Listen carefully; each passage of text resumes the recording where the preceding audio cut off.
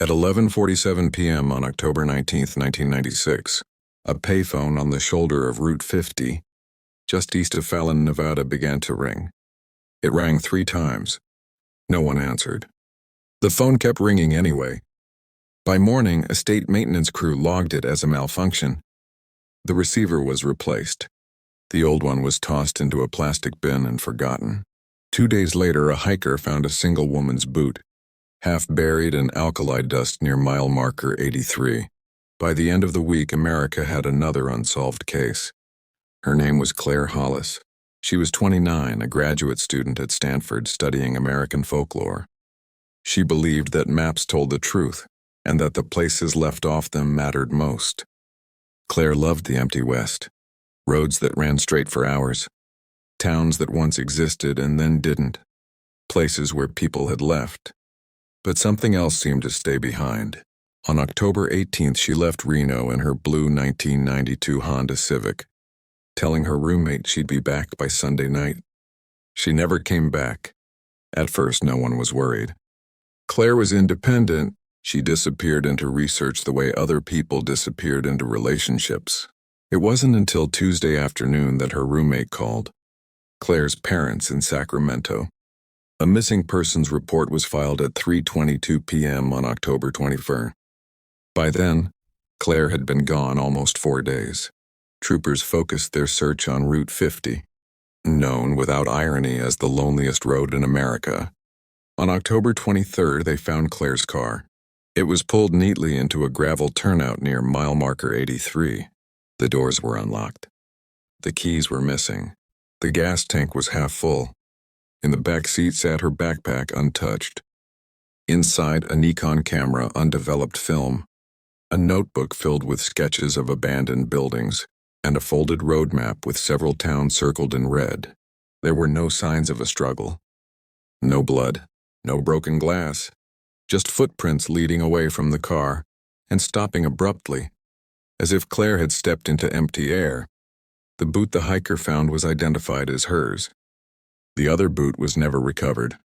At first, investigators leaned toward the obvious explanations. A hitchhiker encounter gone wrong. Disorientation. Exposure. The desert didn't need accomplices. It killed quietly. But Claire wasn't careless. She carried water. She knew the terrain. She had no reason to wander into the desert at night. And then there was the phone.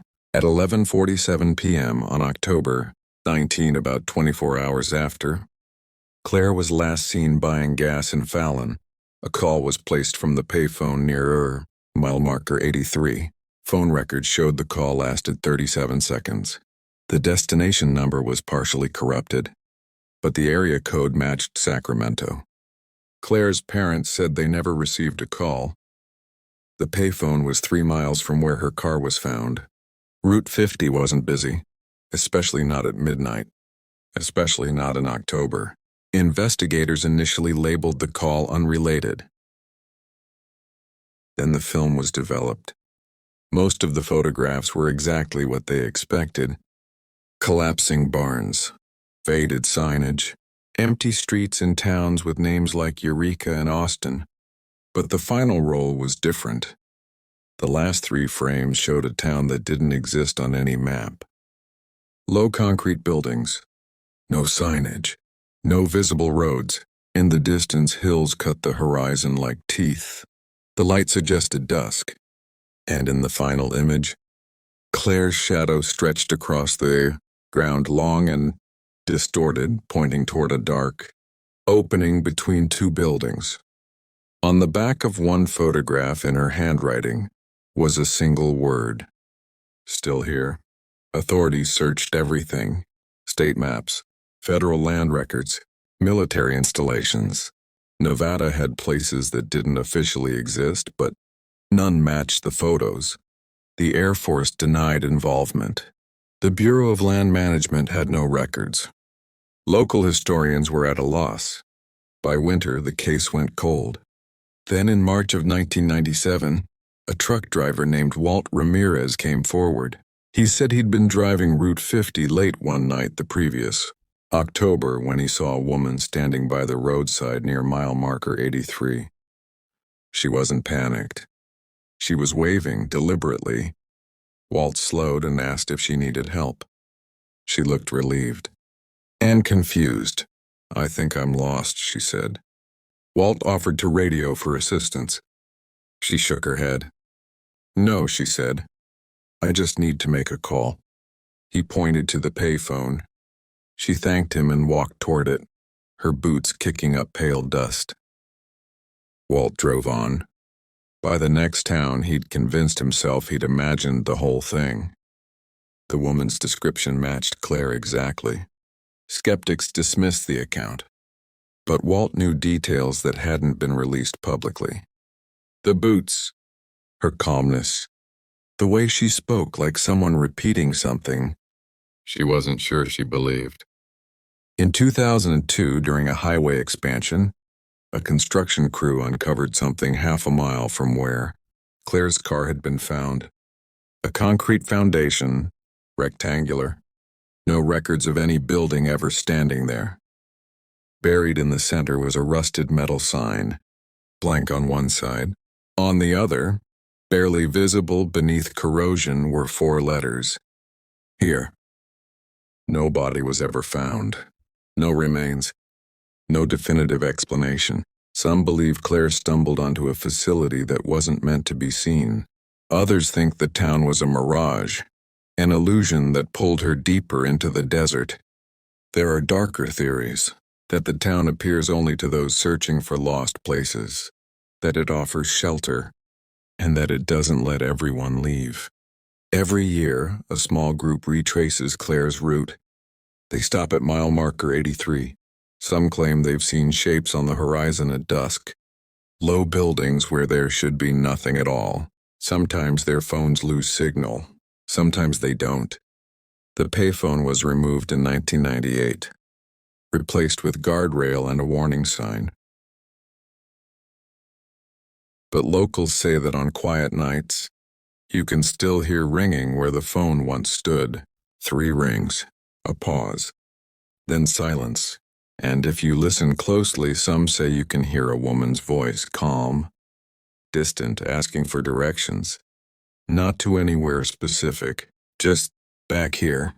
The first person to report hearing the ringing after the phone was removed was a Nevada Highway Patrol officer named Evan Mercer. It was February 3rd, 1999, nearly 2.5 years after Claire Hollis vanished. Evan was parked near mile marker 83, working a graveyard shift. The road was empty. No headlights, no wind, just the low hum of his engine and the desert breathing around him. Then he heard it. A ringing sound. Sharp, metallic, completely wrong. Evan stepped out of the cruiser, boots crunching on gravel. The sound was faint, but persistent, coming from the exact patch of dirt where the payphone used to stand. He walked closer, expecting something rational. A loose cable, an electrical fault. There was nothing there. No pole, no wires, no equipment of any kind. The ringing stopped the moment he reached the spot. Evan never filed a report. He told himself it was stress, fatigue, the mind filling silence with noise. He finished his shift and went home. A week later, he requested a transfer off Route 50.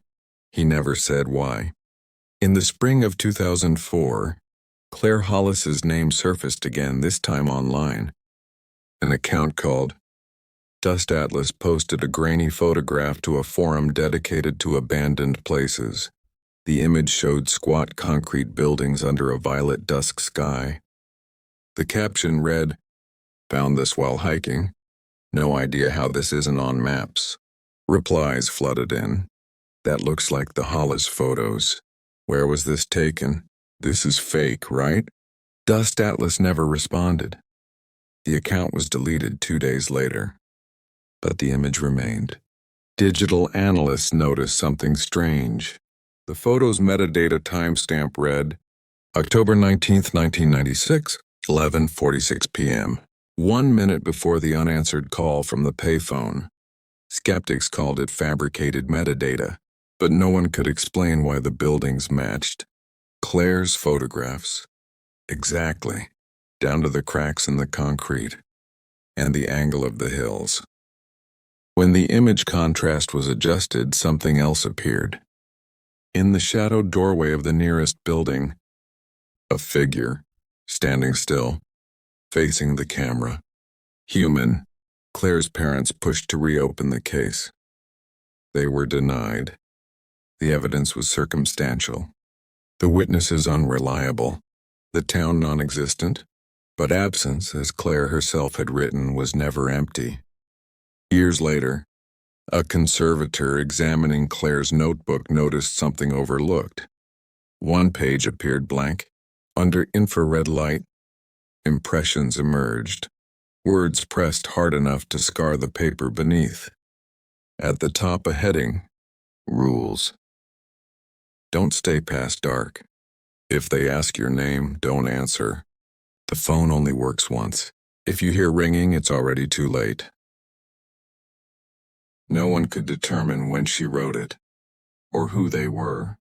In 2011, a geology student named Marisol Vega disappeared for 6 hours while conducting fieldwork east of Fallon. Her GPS showed her walking in a straight line, then stopping. When searchers found her, she was sitting on the ground, dehydrated but unharmed, staring at the horizon. She remembered nothing, except one thing. I found a town, she said. There were lights on, but no people, just buildings waiting, like they expected someone. When asked why she left, Marisol began to cry. They kept calling, she said. Not out loud. Inside my head. Her GPS showed no structures where she'd been. For the rest of her life, she refused to answer unknown numbers. Independent researchers now argue this. The town is not a place. It's an event. It appears when isolation, intent, and timing align. It doesn't chase. It doesn't trap.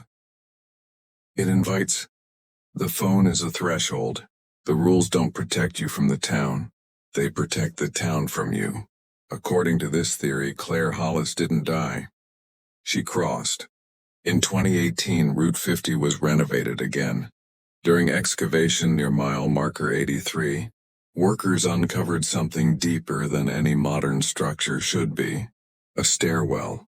Concrete steps descending into darkness. No chamber. No room. Just stairs ending in solid earth. At the bottom step, etched by hand, were words matching Claire's handwriting exactly. We're still here. The stairs were filled in the same day. The workers were instructed not to talk. Today, mile marker 83 looks ordinary, empty, safe. But long-haul drivers say, there's a moment, usually just after sunset, when the air feels thicker there. When radios crackle with voices that aren't broadcasting. When phones light up with missed calls from numbers that don't exist. And if you pull over, if you step out and listen, you won't hear ringing. You'll hear waiting. Because some places don't disappear. They just stop letting people leave. The first confirmed answer came in 2021, not from Nevada. From Missouri, a 911 call 2:14 a.m. from a decommissioned landline in Ridgewater, a town officially gone since 1983, the copper stripped.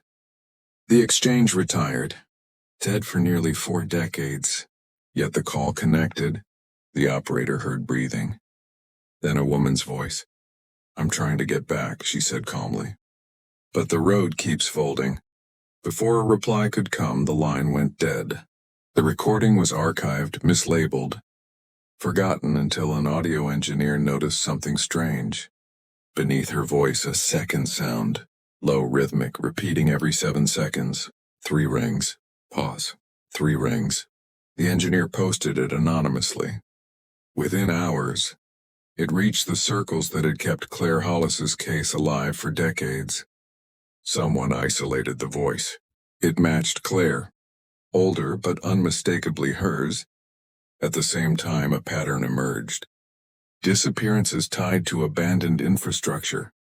Ghost towns, closed rest stops, disconnected phones. People didn't vanish forever. Some came back but never whole.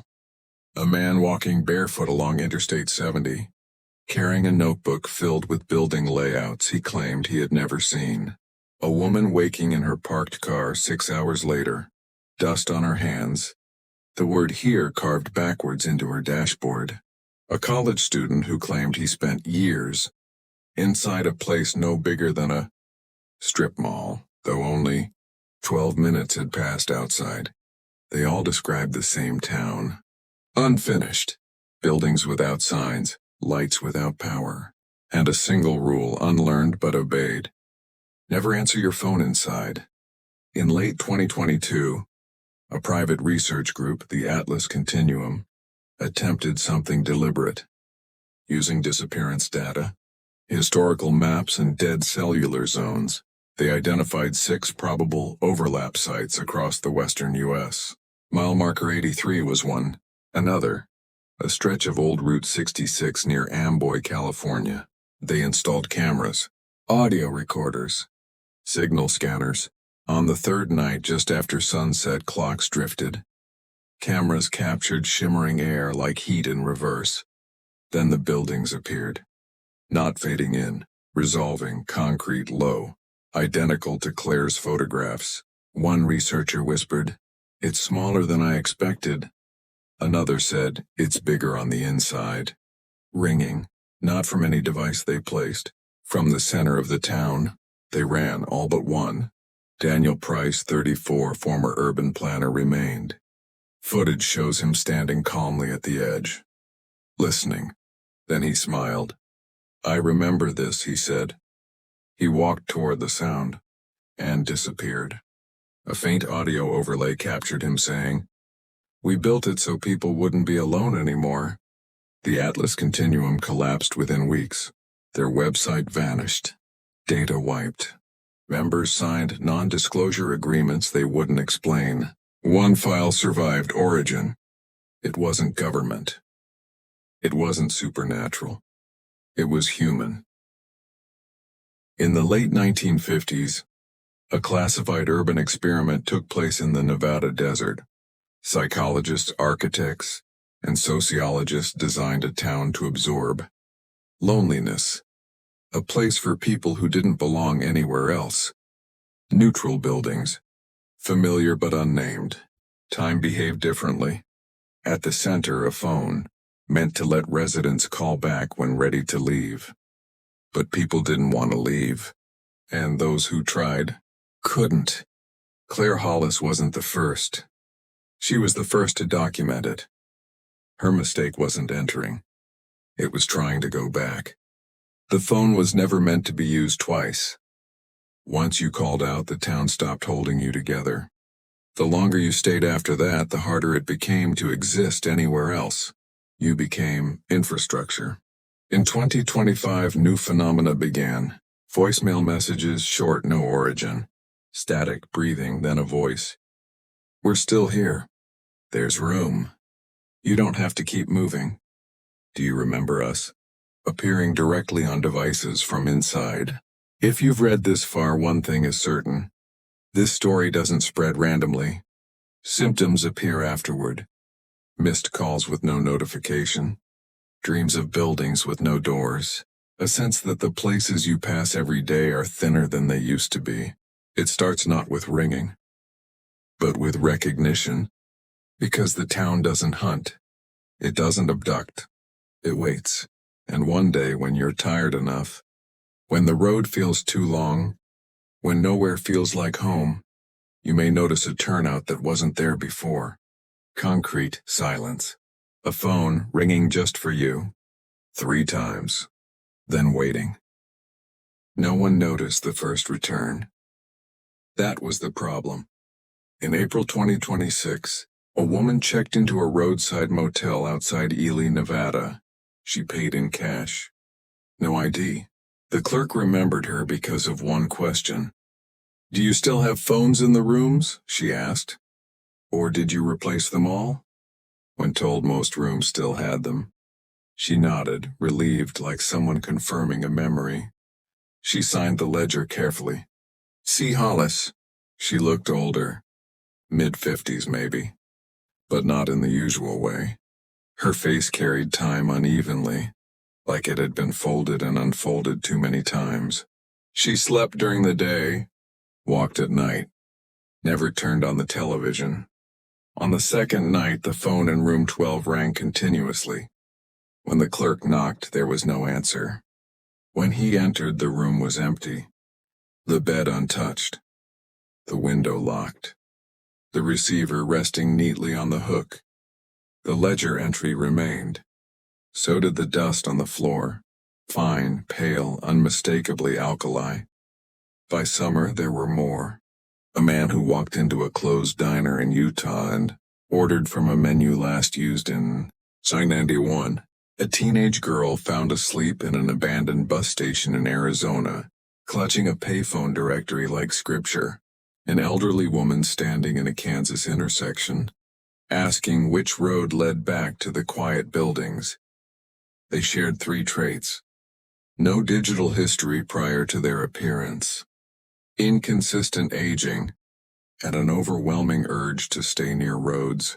Doctors couldn't explain it. Psychologists tried.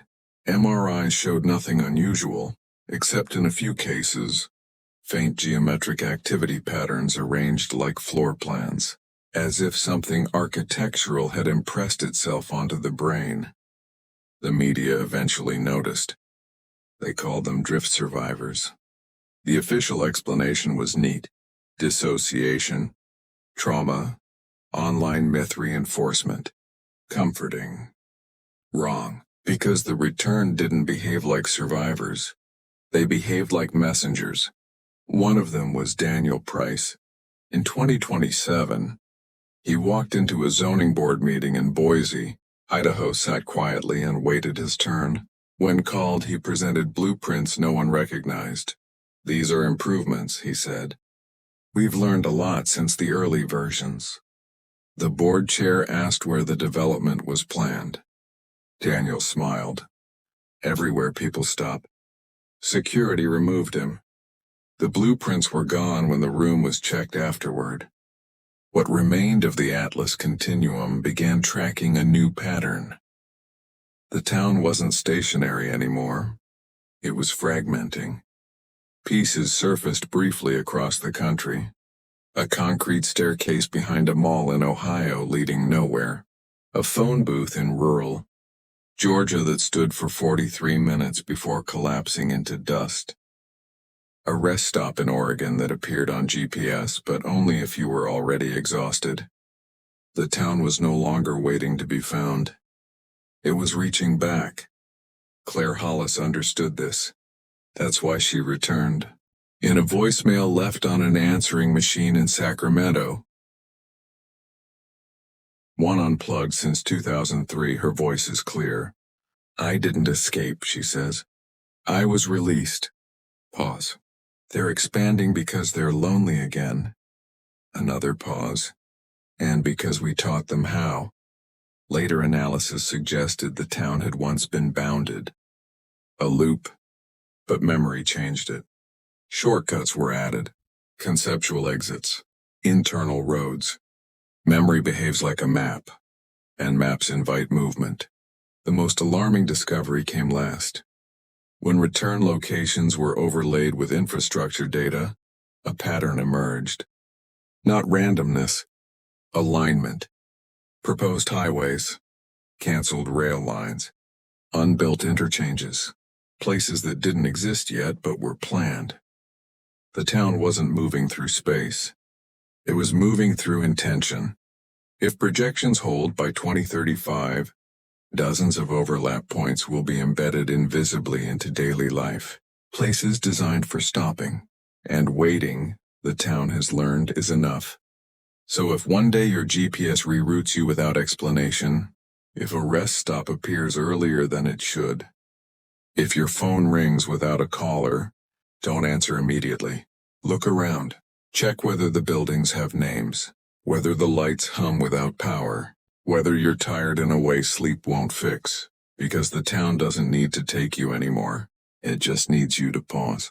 And once you do, once you recognize it, you're already part of the return routes. By 2030, whispers of the town had spread beyond Nevada, beyond the western states. Those who had returned, Claire Hollis, Daniel Price, the drift survivors, appeared quietly in towns across the country. Sometimes they weren't recognized, sometimes mistaken for strangers passing through, but always there was purpose. Claire had learned something new.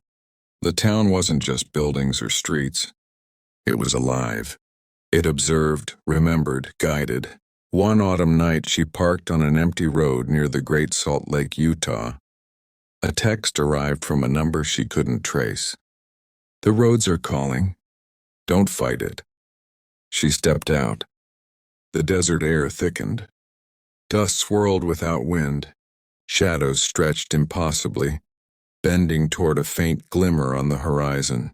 She didn't walk, but she didn't resist. Moments later, a man appeared, mid-30s, unknown. But his eyes held the same hollow recognition Claire knew from the returned. They're learning faster," he said. "It doesn't just wait anymore. It moves to find you." Claire nodded. It always knew we'd come back. Now it's expanding its network. Across the country, reports spiked. Roads changed direction mid-route. Rest stops not on maps appeared with lights and payphones, then vanished. GPS systems showed paths over mountains, across empty fields, roads stitched into reality for those being guided. People who had ignored the calls before could no longer resist. Vehicles turned onto roads that weren't there, arriving at locations existing only in memory, anticipation, or the town's strange geometry. Claire and Daniel began tracking these expansion sites. Each location shared a pattern: fatigue, isolation, loneliness. The town wasn't killing. It wasn't violent. It offered a place to belong, but on its own terms. "You can't fight it," Daniel said as they examined a fragment in rural Kansas, an old foundation 3 steps down into nothing. "But you can guide it. You can help choose who comes next." Claire realized the lesson. Every call answered. Every fragment noticed. Every site visited. She was learning the rules. The town wasn't a trap. It was a living experiment in human desire, memory, and connection. It wanted to be remembered, but not all at once. Not indiscriminately. That night, the desert pulsed beneath her feet. The horizon shimmered like heat rising, colder, darker, alive. For the first time, Claire understood. The town could reconstruct itself anywhere, but only if someone remembered it. She thought of the original phone booth, the foundation near mile marker 83, the photographs she took decades ago, all small marks of human presence, blueprints written in memory. Somewhere in the distance, a phone rang. Not a device, not a building. Vibrating reality itself. 3 rings. Pause. 3 more. Claire smiled faintly. She stepped forward. "They're waiting," she whispered. "For those who are ready, and for those who aren't." The roads would continue to call. The town would continue to expand. And Claire Hollis, once lost en route, she was now one of the few who could navigate the return paths. The desert had always been empty. Now it was learning to remember. And those who didn't listen would one day find themselves on roads that remembered them first. By 2032, the town had changed. It no longer waited. It moved. Fragments, roads, stairwells, foundations appeared almost instantly in areas with traffic or construction, as if reality itself folded to accommodate them. Drivers reported highways vanishing behind them. Bridges led to empty desert. GPS units flashed coordinates that didn't exist until they arrived. Claire Hollis had tracked these fragments for years, but even she was unsettled. The town was learning faster than she could follow. It wasn't passive anymore. It actively sought attention. One evening on a remote stretch of Route 70, Claire drove alone. The sun had dipped below the horizon, painting the desert in bruised purples and oranges. Her headlights revealed nothing unusual until the road split in a way it shouldn't. One lane continued straight. The other curved sharply, leading to a faint glow. Something deep inside, what the town had taught her to recognize, urged her forward. She turned. The moment she entered the curved lane, the air shifted. Time distorted. The desert stretched into impossibility. Concrete buildings rose from the sand like memories. Streets snapped into place. Claire recognized them instantly. Her town. Once a trap, now a labyrinth of light and shadow. Windows reflected fragments of her past. Mile marker 83. The foundation, the payphone, the shoe in the dust. In the center, she saw them. Not people. Echoes. Daniel Price, Marisol Vega, her younger self.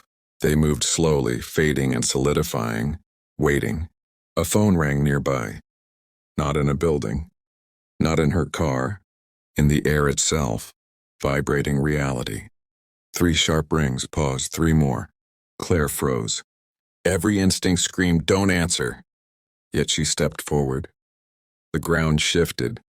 Roads twisted into impossible angles.